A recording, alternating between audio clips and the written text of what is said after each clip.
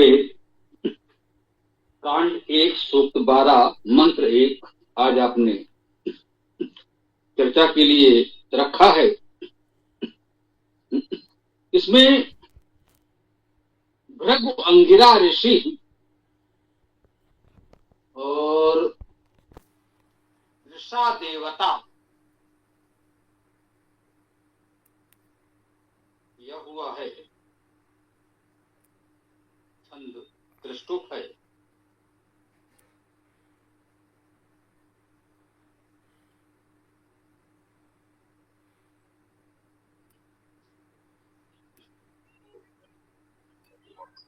स्वामी जी नमस्ते, सभी साथियों से विज्ञों को नमस्ते।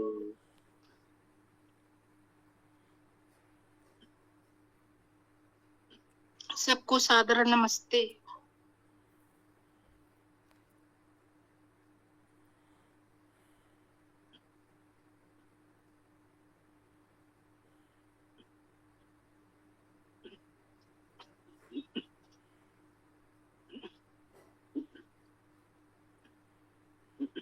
ओम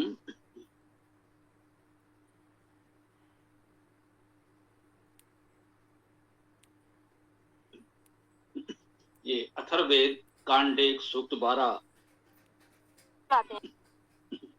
मंत्र 1 आज आपने चर्चा के लिए रखा है। तो इसको यक्ष्मनासन सूक्त भी कहा गया। अब ये सूक्त का ये नामकरण किसने और क्यों किया ये जानकारी तो नहीं है।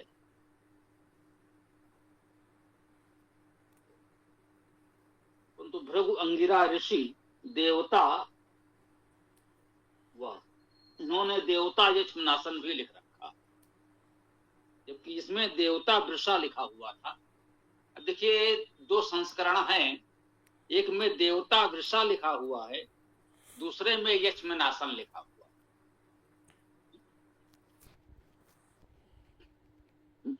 इससे एक बात तो ये समझनी चाहिए कि देवता मंत्र में क्या है यह निश्चित नहीं है। यदि अलग अलग संस्करणों में, अलग अलग परंपराओं में, अलग अलग विद्वानों ने उसी मंत्र में देवता अलग अलग लिखा है, तो सामान्य व्यक्ति को तो भ्रम होना स्वाभाविक है।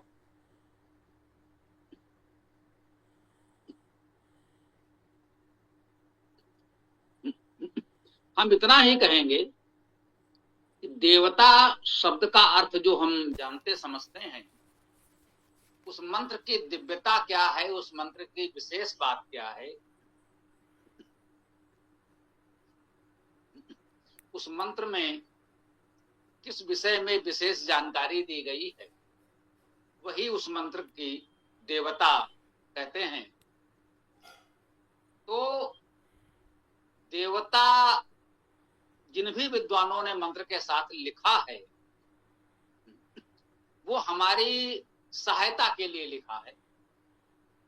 मंत्र के मूल भाव को, मंत्र में किस विषय में बताया जा रहा है, इस बात को समझने में हमको सुविधा हो, इसलिए विद्वानों ने उसमें अपने विवेक के अनुसार लिख दिया है कि इस मंत्र में देवता ये माना जाए।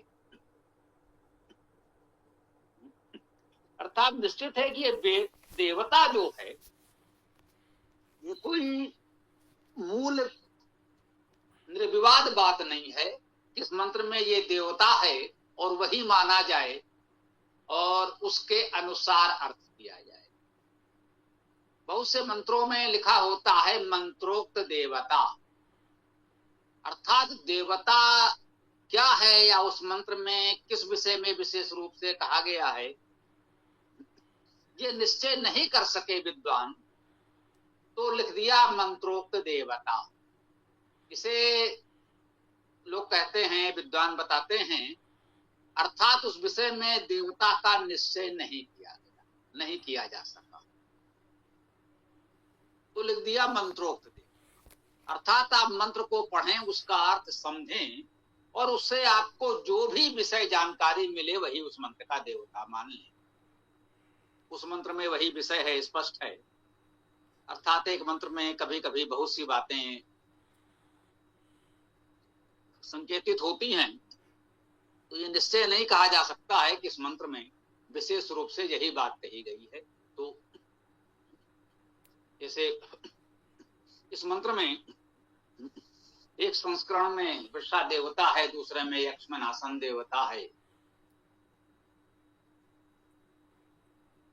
आइए देखते हैं मंत्र क्या कहता है, मंत्र के अनुसार क्या देवता होना चाहिए, ये हम स्वयं समझने का प्रयास करें।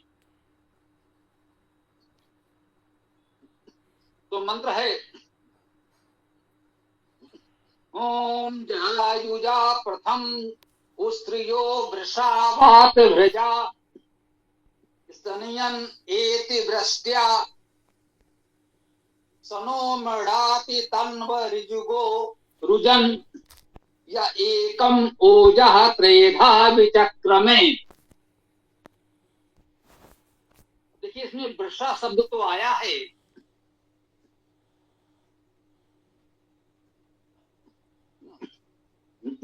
तो वृषा की भूमिका तो इस मंत्र में कुछ है, ये शब्द तो आए, इसलिए वृषा देवता इन्होंने लिखा है तो वो अधिक उपयुक्त प्रतीत होता है। जरायुजा शब्द है,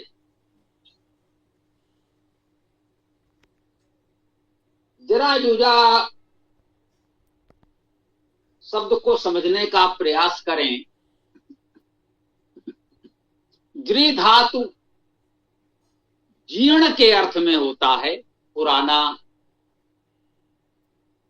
इसी जृ धातु से जर्जर शब्द भी बन गया है। जरा अवस्था कहते हैं वृद्धावस्था को, यह भी हम लोगों की जानकारी में है।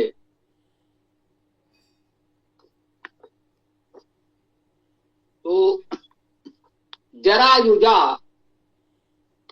अब युजा को देखें तो युज धातु से युजा शब्द बन सकता है। युज का अर्थ जोड़ना, और यु धातु यदि माने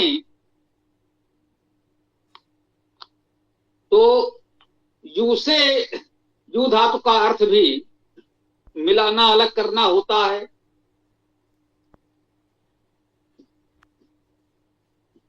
यु धातु मानकर जा धातु भी ग्रहण कर ले सकते हैं, इस प्रकार से कि अंत में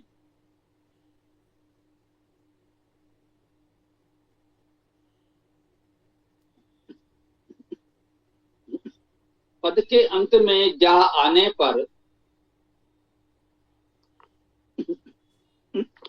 वो जा धातु का अर्थ देता।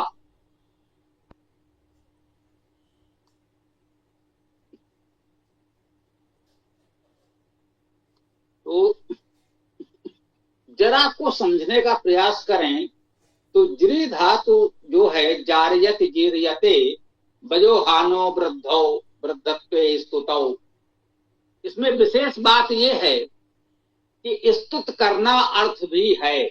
जीर्ण होना, वृद्ध होना तो है ही, स्तुत करना भी अर्थ है। जरायुजा, जरा का अर्थ यहां स्तुति भी हो सकता है। स्तुतियों से युक्त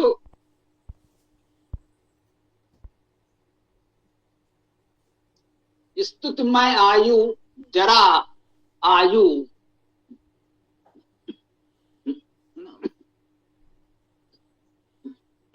ना तो ऐसा भी कह सकते हैं स्तुतिमय आयु, जिनकी आयु स्तुत करते हुए बीत रही है। जरा युजा स्तुति से जुड़ा हुआ, युज धातु से अर्थ अगर हम युक्त होना जुड़ना लेते हैं तो स्तुतियों से संयुक्त, स्तुतियों से जुड़ा हुआ जो व्यक्ति समाज समुदाय स्तुतियों से जुड़ा हो उसे भी जरायुज कह सकते हैं।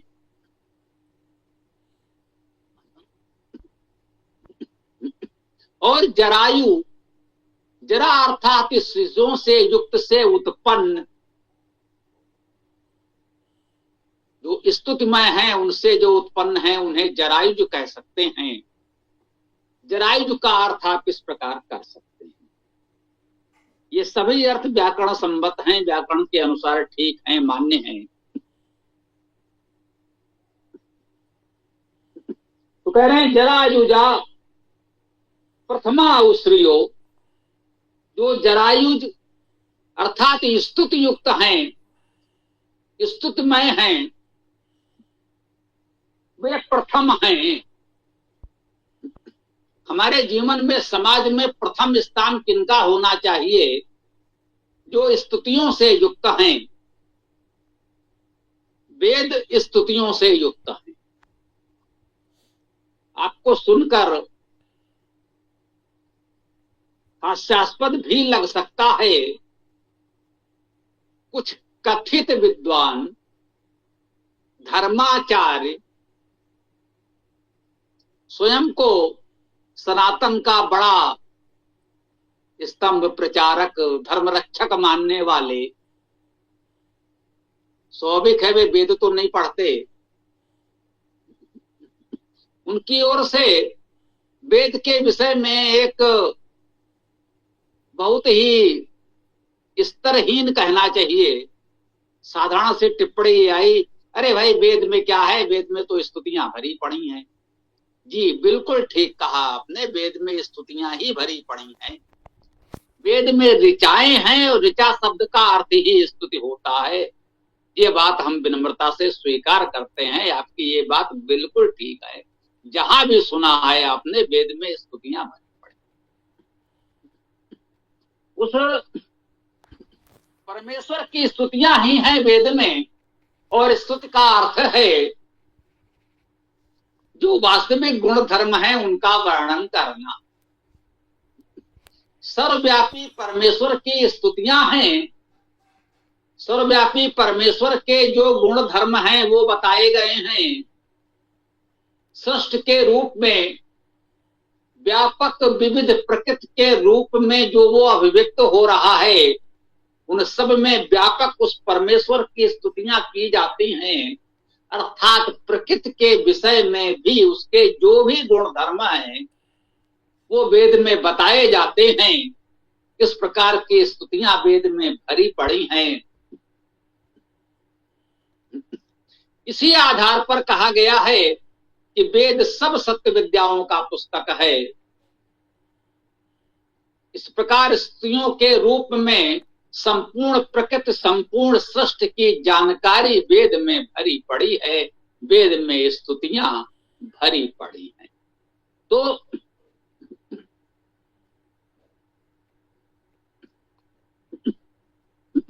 इस मंत्र में कहा जा रहा है कि जरायुजा प्रथमा, जो जरायुज है वो प्रथम है, जो स्तुतियों से युक्त है वही प्रथम है।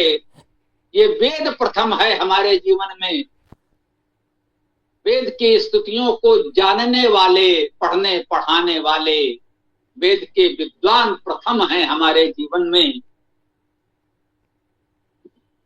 और जिसकी स्तुतियां कर रहे हैं, जिसके कारण ये वेद और उसकी स्तुतियां, उसको जानने वाले विद्वान, सबका महत्व है।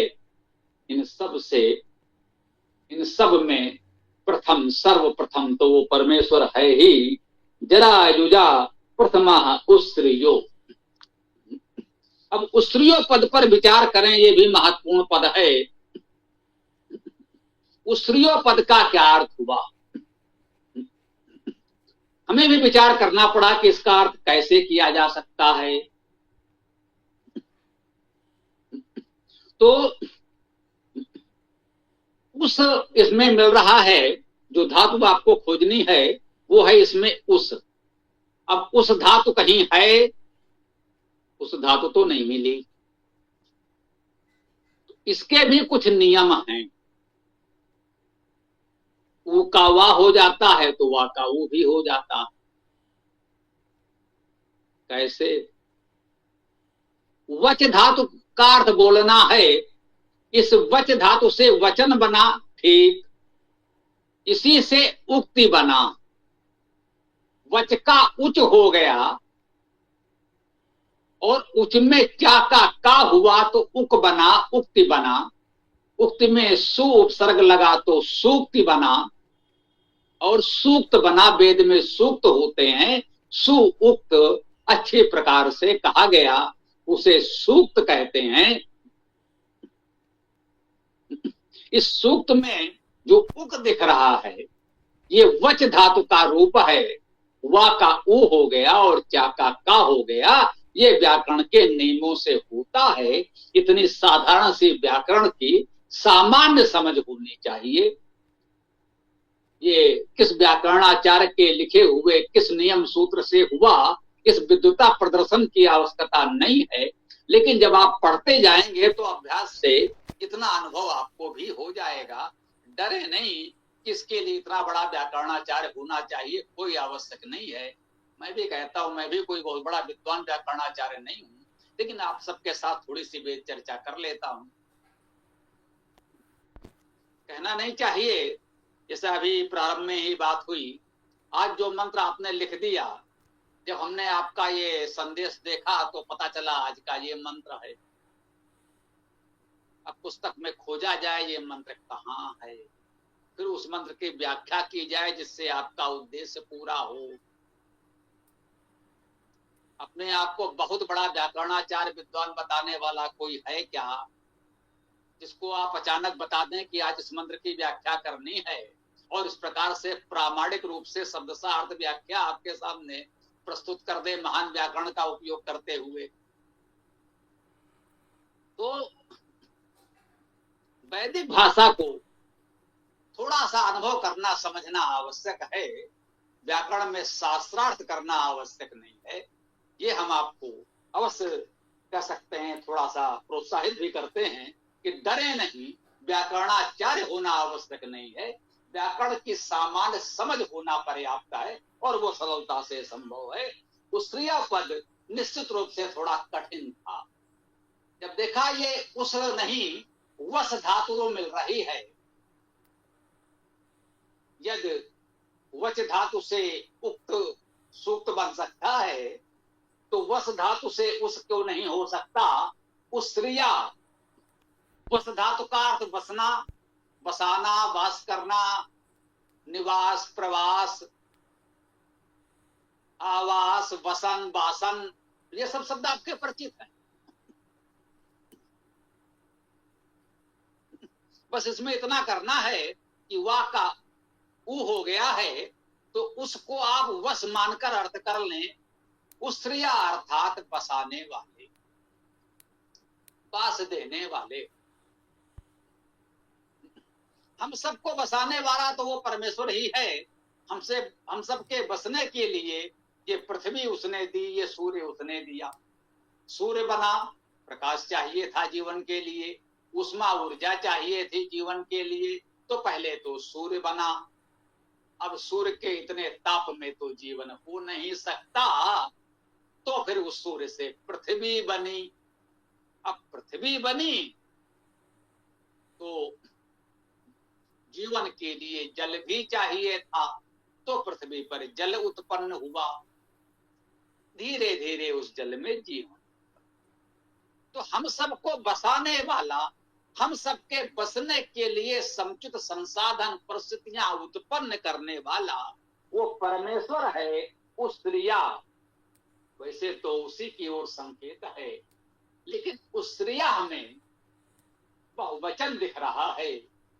ईश्वर एक है, तो जब पद बहुवचन में आता है तो हम इन गुणों से युक्त प्रकृति और लोगों की ओर देखते हैं।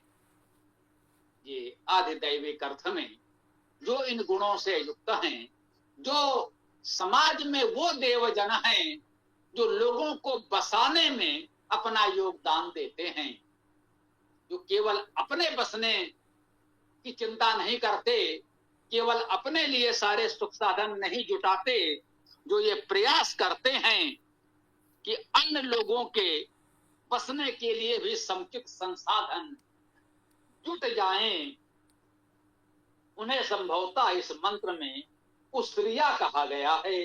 जरायुजा प्रथमा उस्रिया वृषा, उसका एक गुण और बताया गया, वो वृषा है। वृषा क्या है? वृष धातु स्पष्ट है, इस वृष धातु से ही वर्षा शब्द बनता है। ठीक, तो वृष धातु से वर्षा होना, बरसना, अभिसिंचन करना, ये अर्थ तो होता ही है। वृष धातु का एक अर्थ पराक्रम करना भी होता है, पराक्रमी होना भी होता है। बलवान पराक्रमी को भी वृष कहते हैं, वृषा कहते हैं, वृषभ कहते हैं। वेद में वृषभ शब्द आएगा, वो पराक्रमी बलवान के अर्थ में आएगा। वृषा शब्द है इस मंत्र में, तो वो भी पराक्रमी बलवान के अर्थ में है। तो आध्यात्मिक अर्थ में तो परमेश्वर ही है, आधिदैविक अर्थ में जो समाज के पराक्रमी लोग हैं, जो समाज के हित में अपना पराक्रम दिखाते हैं, उनको भी हम वृषा कहते हैं। आगे कह रहे हैं, वात भृजा,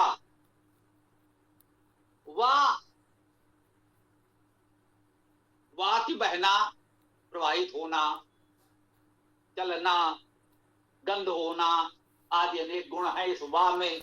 वा धातु में अनेक अर्थ हैं। वात उससे बना, वा से युक्त जो है वो वात, अर्थात जो गति गंध से युक्त है उसे वात कहते हैं। वो गतिशील भी है, सुगंधित भी है। कुछ लोग होते हैं बहुत दौड़ भाग करते हैं, यदि लोगों को आपके इस दौड़ भाग से कुछ सुगंध नहीं मिल रही, कुछ अच्छा नहीं लग रहा, उनके जीवन में कुछ सुगंध नहीं आ रही, तो व्यर्थ है आपकी व्यर्थ की भाग दौड़। स्वार्थ के लिए, अहंकार की पुष्ट के लिए आप पूरी पृथ्वी घूम आए, क्या उपयोग है उसका? बात तो तब है जब इस गतिशीलता, इस भाग दौड़ में सुगंध भी हो आपके इस प्रयास में, लोगों को कुछ सुख सुगंध प्राप्त हो, तो उन्हें कहते हैं बात प्रजा। अपनी गत और सुगंध से दोनों को प्रकाशित करने वाले। स्तनयन, स्तन शब्द गर्जना के अर्थ में आता है, शब्द करने के अर्थ में आता है। स्तनयन का अर्थ गर्जना करते हुए, शब्द करते हुए स्तन धातु है गर्जना के अर्थ में। बादलों की गर्जना के लिए इसका विशेष प्रयोग होता है, परंतु ये शब्द करना, गर्जना करना किसी के भी अर्थ में आ सकता है। तो किसी व्यक्ति शूरवीर की गर्जना हो सकती है, सिंह की गर्जना हो सकती है। मुख्य रूप से प्रकृति में बादलों की गर्जना के लिए शब्द का प्रयोग बहुत होता है। स्तनयन एति, एति अर्थात जाता है। ये धातु का अर्थ चलना, गति करना है, जाना है। एति जाता है, वृष्टिया, वृष्टि द्वारा।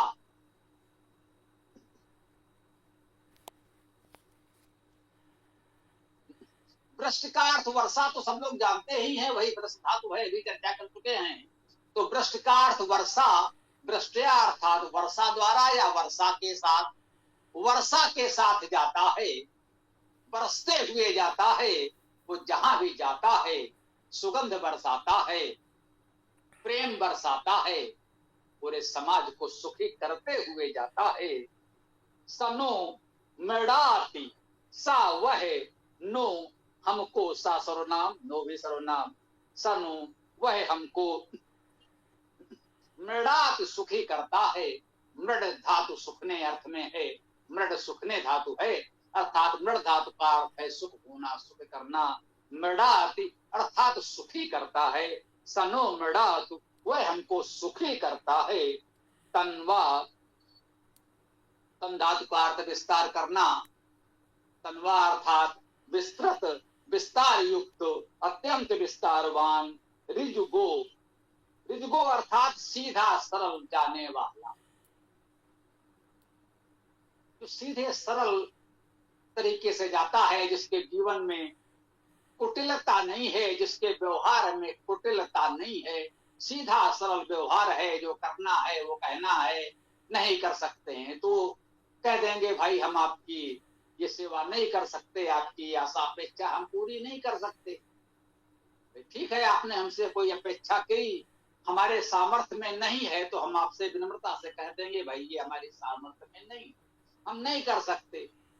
ऐसा नहीं है कि लोगों को आप झूठा आश्वासन देते रहें, उनसे अपने स्वार्थ सिद्ध करते रहें, नहीं नहीं बस तुम लगे रहो, तुम्हारा सब कुछ कर देंगे, और उससे अपना स्वार्थ सिद्ध कर लिया, फिर बोले भाई हमने प्रयास तो किया लेकिन हो नहीं पाया। तो इस तरह का कुटिल व्यवहार न करें। ऋतु को ऋजु मार्ग से, ऋजु का सीधा सरल मार्ग आप सब जानते ही हैं। रुजन, रुज धातु का अर्थ रोग, रुज रोगे, रुजन या एक भोजा, इस रुजन को, रुजन का अर्थ रोग, एक भोजा, एक भोजा अर्थात नहीं एकम ओजा, ठीक ये भानी माँ है, थोड़ा सा मैंने कहा ना वो पुरानी पुस्तक है और थोड़ा हमें भी। एकम ओजा, वह एक ओज वाला, एक ही ओज पर्याप्त है। एक ओजा कह सकते हैं, वह एकमात्र ओज युक्त बस परमेश्वर है, एकमात्र ओज युक्त वही है, उसी से सब ओजवान हैं, उस परमेश्वर की बात एक ओजा कह सकते हैं। समाज में भी वो एक ही ओजस्वी है, उतना ओजस्वी और कोई नहीं है। हम उस देवजन की बात कर रहे हैं। स एक ओजा अर्थात जो प्रमुख ओजस्वी समाज के देवजन हैं, कह सकते हैं प्रमुख ओजस्वी जन हैं। त्रेधा विचक्र में वे तीन प्रकार से पराक्रम करते हैं। विचक्र में ये क्रिय धातु करना भी उपसर्ग क्या अभ्यास व्याकरण में कहते हैं। विचक्र में अर्थात किया, त्रेधा विचक्र में तीन प्रकार से किया। तो समाज के लिए इस प्रकार के हमारे कार्य कह सकते हैं त्रेधा विचक्र में तीन प्रकार से होता है। अब तीन प्रकार कौन सा है ये तो इस मंत्र में नहीं कहा गया। तो तीन प्रकार आप कह लें, मनसा वाचा कर्मणा, मन वाणी और कर्म से, ये तीन प्रकार से कह सकते हैं। या और भी कोई कह सकता है कि तीन प्रकार ये वाले नहीं, इस प्रकार से माने जा सकते हैं। तो कोई भी प्रकार से आप तीन प्रकार कह सकते हैं। त्रेधा विचक्र में इसको इस प्रकार से भी कह सकते हैं। कुछ लोग कहते हैं कि भाई एक कार्य योजना हमने बनाई, मान लीजिए किसी कारण से वो असफल रही, तो एक दूसरी योजना भी हमारे पास तैयार है। यदि इस तरीके से, इस उपाय से हम सफल नहीं हुए तो दूसरा उपाय करेंगे, दूसरे से सफल नहीं हुए तो तीसरा उपाय करेंगे। त्रेधा विचक्र में का एक भाव ये भी हो सकता है। कैसा नहीं कि भाई ठीक है हमने इसके लिए प्रयास तो किया, अब नहीं हो पाया तो कोई बात नहीं, हम 3 बार प्रयास करें, 3 प्रकार से योजनाएं बनाकर सुरक्षित रखें। हमें लक्ष्य को पाना है, एक योजना असफल हुई दूसरी अपनाएंगे, तीसरी अपनाएंगे। तो जब इतने हम त्रिस्तरीय योजना बनाकर चलेंगे, सच्चे मन से प्रयास करेंगे, तो निश्चित रूप से हमें सफलता मिलेगी, या जो कहें सफलता की संभावना अधिक होगी, ये तो कह ही सकते हैं। तो त्रिधा विचक्र में को आप इस रूप में ग्रहण कर सकते हैं।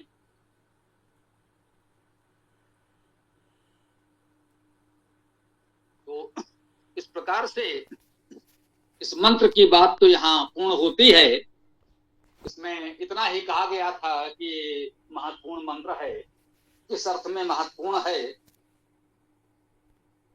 ये तो स्पष्ट नहीं हुआ था।